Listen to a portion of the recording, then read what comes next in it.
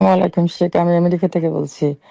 শেখ, আমার প্রশ্ন ওয়ালাইকুম হচ্ছে, আসসালাম আমি রাহমাতুল্লাহ। কোরবানির ভাগ কি 3 ভাগ, 5 ভাগ, 7 ভাগ কোনটা উত্তম? আর আমার কোনো ভাই যদি নিরুপায় থাকে তাকে ই করা যাবে কিনা, তাকে আমার ভাগের শরীক ভিতরে করা, হ্যাঁ শরীক করা যাবে কিনা?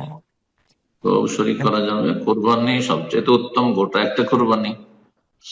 আর যদি গোটা একটা না করেন, বলে 2 ভাগ করব, হ্যাঁ 2 ভাগ করতে পারেন, তারপর 3 ভাগ, তারপর 4 ভাগ, তারপর যত বেশি ভাগ হবে তত নেকি কমবে, আর যত কম ভাগ হবে তত বেশি নেকি হবে। কথা বোঝা গেছে?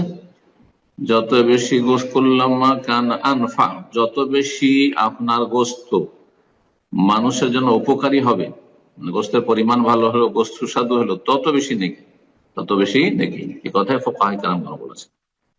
সুতরাং গোটা একটা যদি আপনার পশু হয়, তাহলে ভালো পরিমাণে একটা পর্যাপ্ত পরিমাণে গোশত হইলো, আপনি নিজে খেতে পারলেন, দান সাদগাও করতে পারলেন, আত্মীয় স্বজন খাওয়াইতে পারলেন বেশি।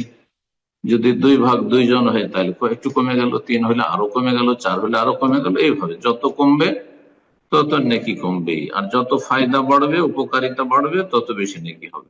আল্লাহ তাআলা আলাম। মূল্য নয়, যত বেশি দামি হবে, মূল্যবান হবে, তত বেশি নেকি, কথা বলুন। কেউ আজকাল মিলিয়ন মিলিয়ন খরচ করে গরু কিনছে, মনে করছে অনেক নেকি পেলাম, না, ভুল কথা। যত বেশি মানুষের জন্য উপকারী হবে, দাম কম কিন্তু গোশত যথেষ্ট হয়েছে বা গোশত সুস্বাদু হয়েছে, তাতে বেশি নেকি রয়েছে। মানুষের যাতে বেশি ফায়দা, তাতে বেশি নেকি।